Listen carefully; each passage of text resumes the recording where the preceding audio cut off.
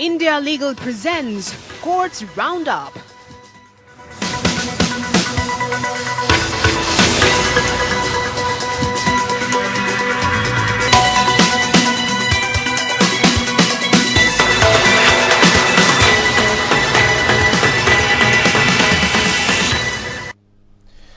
नमस्कार, स्वागत है आपका। मैं हूं आपके साथ रविंद्र सिंह। कोर्ट राउंडअप में आपका स्वागत करते हुए इस बुलेटिन में अगले आधे घंटे में हम आपको कोर्ट से जुड़ी तमाम छोटी बड़ी खबरों से रूबरू करवाएंगे। कोर्ट की कार्रवाई और सुप्रीम कोर्ट से लेकर हाई कोर्ट और लोअर कोर्ट तक के फैसलों को आपके सामने रखेंगे। आगे बढ़ने से पहले एक नजर डालते हैं सुर्खियों पर।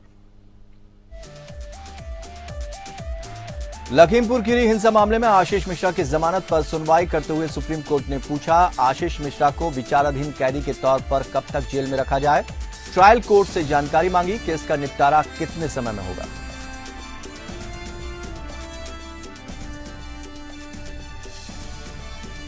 ईडी निदेशक संजय मिश्रा के नए सेवा विस्तार के खिलाफ याचिका पर केंद्र को सुप्रीम कोर्ट को भेजा notice.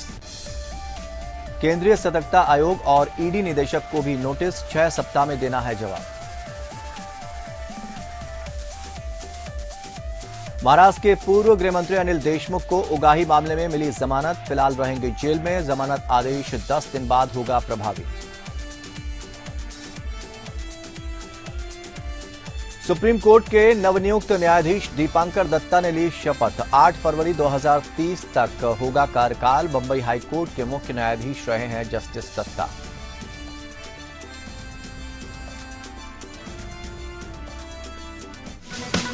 India Legal presents Courts Roundup.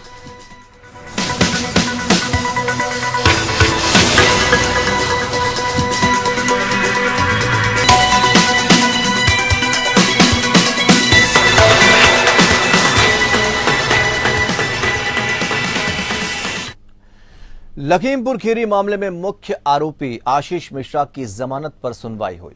Supreme court ने ट्रायल कोर्ट से जानकारी मांगी कि बिना किसी दूसरे मुकदमों पर असर डाले इस केस का निपटारा कितने समय में हो सकेगा।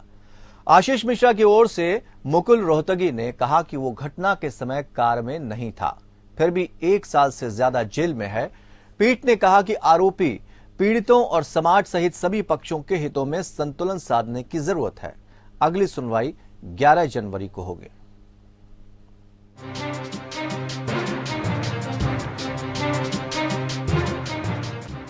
लखीमपुर खीरी हिंसा मामले में केंद्रीय मंत्री अजय मिश्रा के बेटे आशीष मिश्रा की जमानत अर्जी पर सुप्रीम कोर्ट में सुनवाई हुई। आशीष मिश्रा को फिलहाल जमानत नहीं मिली है। अब इस मामले में 11 जनवरी को सुनवाई होगी। आरोपी की ओर से मुकुल रोहतगी ने कहा कि आशीष मिश्रा की आरोप मुक्त करने की अर्जी निचली अदालत ने खारिज कर दी है। आशीष मिश्रा पर आरोप तय कर दिए गए हैं।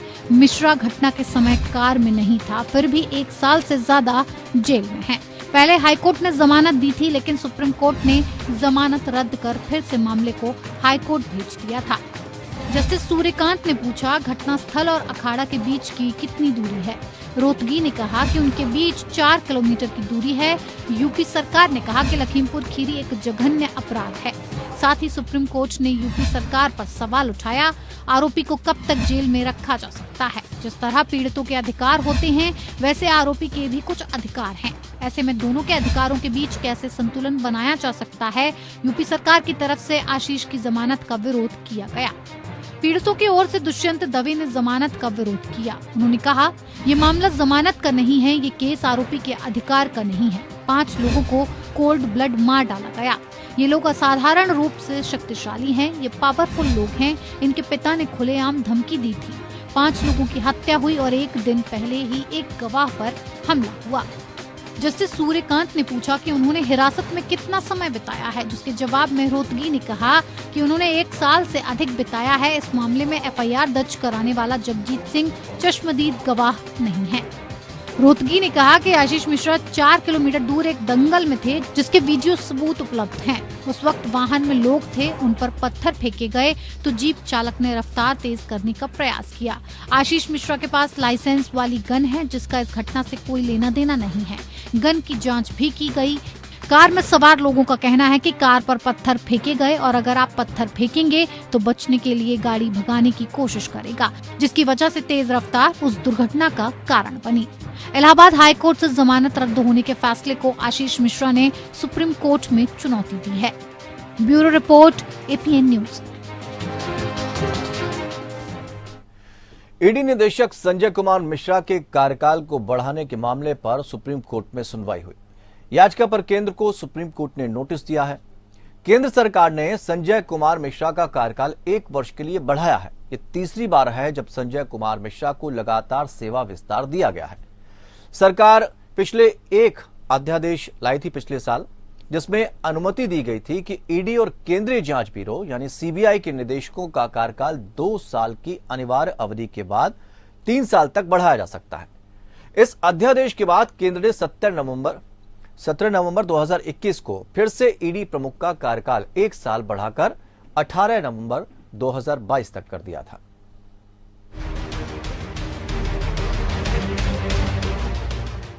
सुप्रीम कोर्ट ने सोमवार को प्रवर्तन निदेशालय प्रमुख संजय मिश्रा को तीसरी बार विस्तार दिए जाने को चुनौती देने वाली याचिका पर केंद्र और अन्य से जवाब मांगा है। जस्टिस BR गवई और जस्टिस विक्रम नाथ की पीठ ने कांग्रेस नेता जया ठाकुर द्वारा दायर की गई याचिका पर भारत संघ, केंद्रीय सतर्कता आयोग और ईडी निदेशक को नोटिस जारी किया। पीठ ने कहा, नोटिस जारी करें जो 6 सप्ताह में लौटाया जा सकता है। हमारी पिटीशन में इन्फोर्समेंट डायरेक्टर की एक्सटेंशन को चैलेंज करा गया है, जो 3rd टाइम हुई है। पहले हुई थी तो चैलेंज हुआ था, सुप्रीम कोर्ट ने कहा था कि अब दोबारा से मत एक्सटेंशन देना।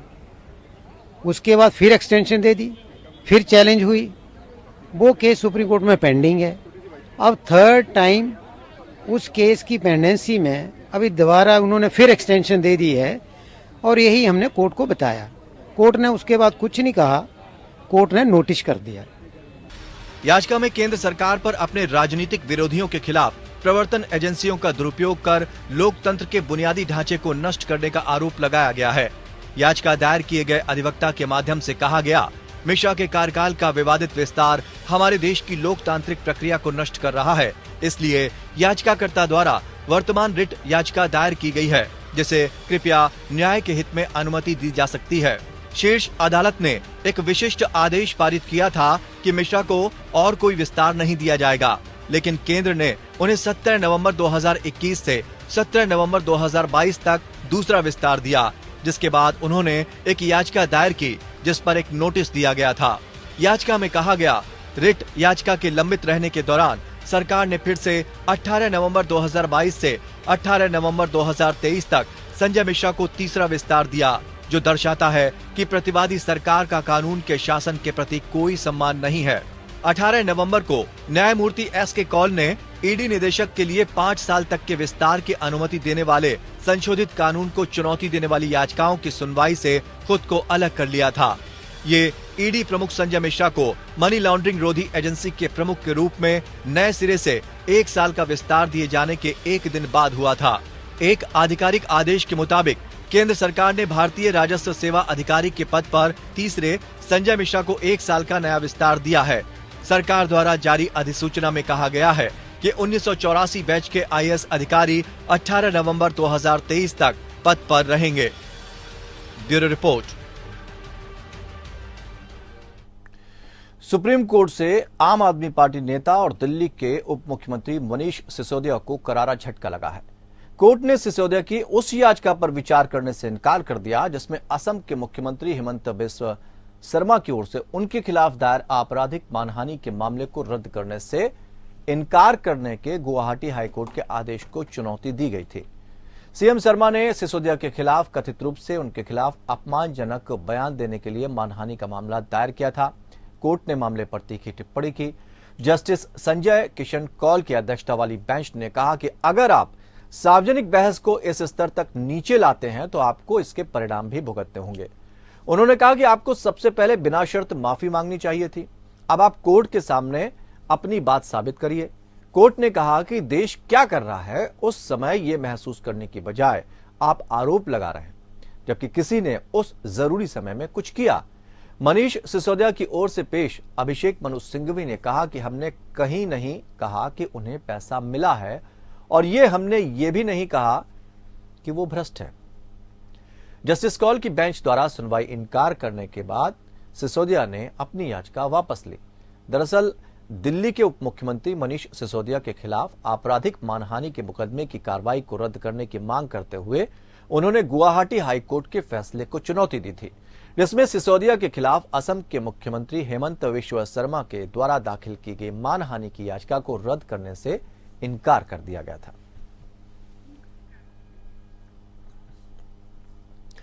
सुप्रीम कोर्ट ने सोमवार को बीजेपी नेता अश्विनी उपाध्याय द्वारा देश भर में हो रहे बड़े पैमाने पर धर्मांतरण का आरोप लगाते हुए दायर जनहित याचिका में अल्पसंख्यक धर्मों के खिलाफ दिए गए कुछ अपमानजनक बयानों पर आपत्ति जताई। अदालत ने याचिकाकर्ता की ओर से पेश सीनियर एडवोकेट अरविंद पी दातार से यह सुनिश्चित करने को कहा कि ऐसी टिप्पणी रिकॉर्ड में न आए। इस मामले में हस्तक्षेप करने की मांग कर रहे कुछ ईसाई संगठनों की ओर से सीनियर एडवोकेट दुष्यंत दवे ने जस्टिस एमआर शाह और जस्टिस एस रविंद्र भट्ट की पीठ को बताया कि याचिकाकर्ता ने अन्य धर्मों के खिलाफ बेहद घृणित आरोप लगाए हैं।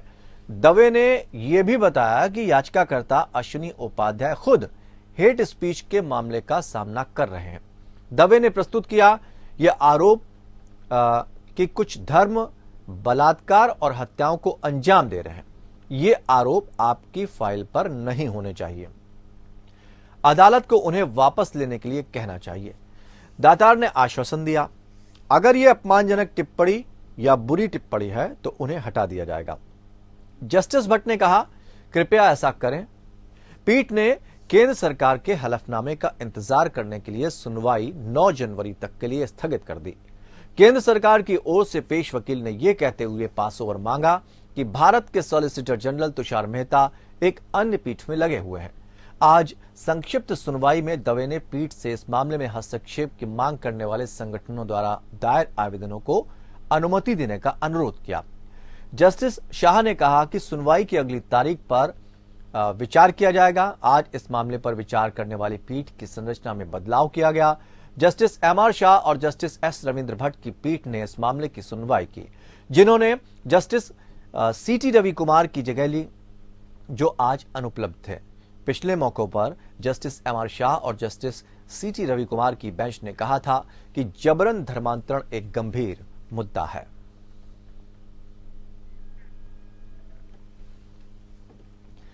दिल्ली की तिहाड़ जेल में बंद सत्येंद्र जैन ने अपनी जमानत की याचिका पर जल्द सुनवाई की अर्जी वापस ले ली है। दरअसल सुप्रीम कोर्ट ने जेल में बंद दिल्ली के मंत्री सत्येंद्र जैन की मनी लॉन्ड्रिंग केस से जुड़ी एक याचिका पर जल्द विचार करने से इनकार कर दिया। जल्द सुनवाई को लेकर ईडी ने आपत्ति जताई थी, जिसके बाद सत्येंद्र जैन ने अपनी याचिका वापस ले ली। अब दिल्ली हाईकोर्ट में 20 दिसंबर को सत्येंद्र जैन की याचिका पर सुनवाई होगी। उधर दिल्ली हाईकोर्ट ने दिल्ली सरकार के मंत्री सत्येंद्र जैन से जुड़े मनी लॉन्ड्रिंग केस में प्रवर्तन निदेशालय को नोटिस जारी कर जवाब मांगा है।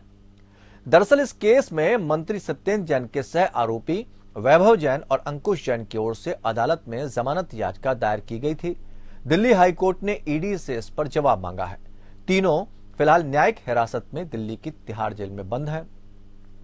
जस्टिस दिनेश कुमार शर्मा की बेंच ने ईडी से जवाब मांगा और मामले को सत्येंद्र जैन की जमानत याचिका के साथ सूचीबद्ध किया, जिस पर 20 सितंबर को सुनवाई होनी है। माफ कीजिएगा, 20 दिसंबर को सुनवाई होनी है। कुछ दिन पहले ही सत्येंद्र जैन ने मनी लॉन्ड्रिंग केस में उन्हें जमानत देने से इनकार के ट्रायल कोर्ट के आदेश को चुनौती देने वाली जमानत याचिका के साथ उसी हाईकोर्ट का दरवाजा खटखटाया था। कोर्ट ने प्रवर्तन निदेशालय को भी नोटिस जारी किया और मामले की सुनवाई 20 दिसंबर के लिए तय की है। ट्रायल कोर्ट ने सत्येंद्र जैन की जमानत याचिका खारिज करते हुए वैभव जैन और अंकुश जैन की जमानत याचिका भी खारिज कर दी थी।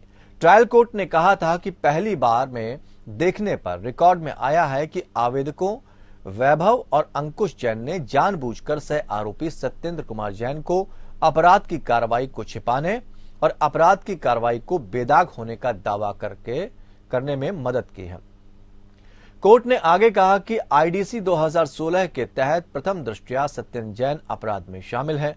सत्येंद्र जैन को 30 मई 2022 को प्रवर्तन निदेशालय ने धन शोधन निवारण अधिनियम यानी पीएमएलए की धाराओं के तहत गिरफ्तार किया गया था।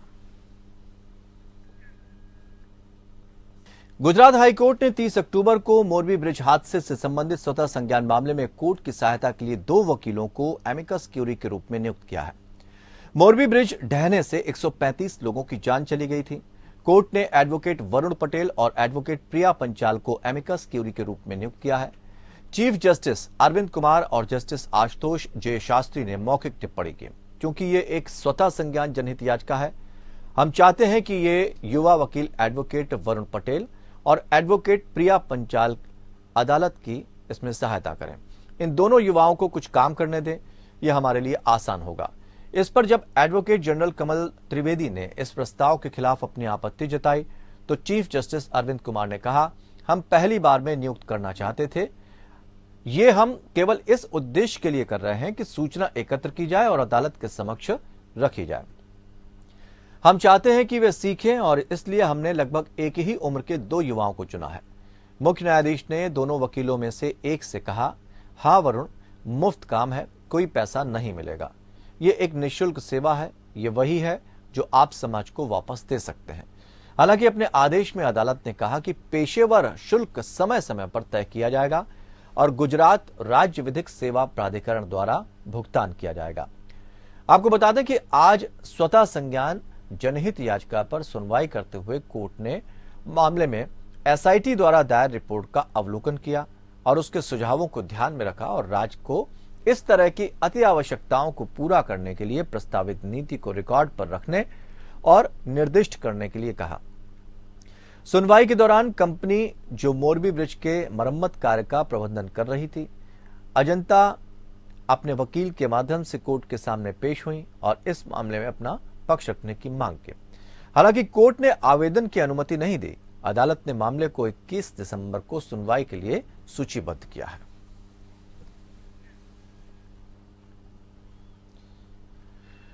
बॉम्बे हाईकोर्ट ने महाराष्ट्र के पूर्व गृह मंत्री अनिल देशमुख को भ्रष्टाचार के एक मामले में जमानत दे दी है। इस मामले की जांच सीबीआई कर रही है।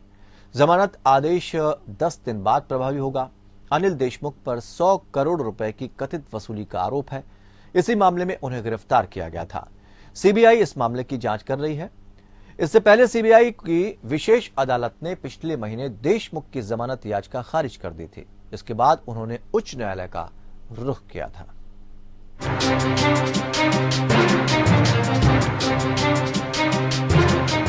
बॉम्बे हाईकोर्ट ने महाराष्ट्र के पूर्व गृह मंत्री और राष्ट्रवादी कांग्रेस पार्टी के नेता अनिल देशमुख को भ्रष्टाचार के एक मामले में जमानत दे दी। इस मामले की जांच सीबीआई में चल रही है। हालांकि देशमुख जेल से बाहर नहीं निकल सकेंगे क्योंकि हाईकोर्ट ने सीबीआई द्वारा सुप्रीम कोर्ट में इसे चुनौती देने के लिए समय मांगे जाने के बाद आदेश को 10 दिन तक स्थगित रखा है। न्यायमूर्ति एम.एस. कार्णिक की एकल पीठ ने दोनों पक्षों की दलीलें सुनने के बाद देशमुख की जमानत याचिका मंजूर कर ली है। वहीं वर्तमान में न्यायिक हिरासत में मुंबई के ऑर्थर रोड जेल में बंद है। न्यायमूर्ति एम.एस. कार्णिक ने 8 दिसंबर को याचिका सुरक्षित रखने के बाद आज फैसला सुनाया।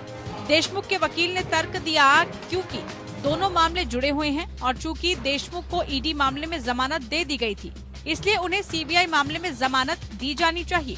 सीबीआई की ओर से पेश अतिरिक्त सॉलिसिटर जनरल अनिल सिंह ने कहा कि मनी लॉन्ड्रिंग मामले में दी गई जमानत भ्रष्टाचार केस में जमानत देने का आधार नहीं हो सकती है। सिंह ने याचिका का विरोध करते हुए कहा कि मंत्री उच्चतम स्तर के भ्रष्टाचार में शामिल थे जिसने राज्य में शासन को प्रभावित किया। ये भी तर्क दिया गया कि देशमुख ने कथित रूप से एक अपराध करने के लिए 1 वर्ष से अधिक समय व्यतीत किया है, जो 7 साल तक का कारावास बराबर है। सीबीआई की एक विशेष अदालत ने पिछले महीने उनकी जमानत याचिका खारिज कर दी थी, जिसके बाद देशमुख ने हाईकोर्ट का दरवाजा खटखटाया था। उन्होंने मेडिकल आधार पर जमानत मांगी थी। धन शोधन मामले में प्रवर्तन निदेशालय द्वारा गिरफ्तार किए जाने के बाद देशमुख पिछले साल नवंबर से जेल में हैं। इस साल अप्रैल में उन्हें सीबीआई ने भ्रष्टाचार के मामले में गिरफ्तार किया था। उच्च न्यायालय ने उन्हें पिछले महीने ईडी मामले में जमानत दे दी थी। हालांकि भ्रष्टाचार के मामले में देशमुख की जमानत याचिका को सीबीआई की विशेष अदालत ने ये कहते हुए खारिज कर दिया था कि उनके खिलाफ प्रथम दृष्टया सबूत है। आईपीएस अधिकारी परमबीर सिंह ने मार्च 2021 में आरोप लगाया था कि तत्कालीन गृह मंत्री देशमुख ने पुलिस अधिकारियों को मुंबई के रेस्तरां और बार से प्रति महीने 100 करोड़ रुपए एकत्र करने का लक्ष्य दिया था। Bureau report, APN news. Maharashtra के पूर्व मंत्री नवाब मलिक ने भी भगोड़े गैंगस्टर दाऊद इब्राहिम और उसके सहयोगियों से जुड़े एक भूमि सौदे से संबंधित कथित धन शोधन के एक मामले में जमानत के लिए बॉम्बे हाईकोर्ट का दरवाजा खटखटाया है। वकील तारक सैयद और कुशल मोर के जरिए मलिक ने यह याचिका दायर करवाई है। उच्च न्यायालय ने इस मामले पर मंगलवार को सुनवाई करने के लिए कहा है। इससे पहले 30 नवंबर को एक विशेष अदालत ने मामले में मलिक की जमानत याचिका खारिज कर दी थी। विशेष अदालत के न्यायाधीश आरएन रोकड़े ने उनकी जमानत याचिका खारिज करते हुए कहा कि प्रथम दृष्टया दाऊद इब्राहिम की बहन हसीना पारकर, सलीम पटेल जो कि इब्राहिम के कथित सहयोगी और मलिक के बीच मुनीरा प्लम्बर और उनकी मां मरियम गोवावाला के स्वामित्व वाली जमीन को हड़पने के लिए साजिश के सबूत मिले हैं। मलिक के खिलाफ ईडी का मामला एनआईए द्वारा दाऊद इब्राहिम और उसके सहयोगियों के खिलाफ गैर कानूनी गतिविधि रोकथाम अधिनियम या यूएपीए के तहत दर्ज प्राथमिकी पर आधारित है। ईडी ने इस साल फरवरी में मलिक को गिरफ्तार किया था। वो न्यायिक हिरासत में हैं और अभी उनका यहां के एक निजी अस्पताल में इलाज चल रहा है।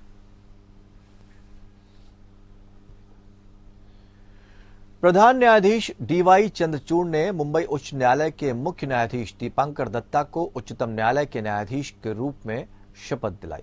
कलकत्ता उच्च न्यायालय के पूर्व न्यायाधीश दिवंगत सलिल कुमार दत्ता के पुत्र और उच्चतम न्यायालय के पूर्व न्यायाधीश अमिताभ राय के रिश्तेदार न्यायमूर्ति दीपांकर दत्ता ने सुबह शपथ ग्रहण की।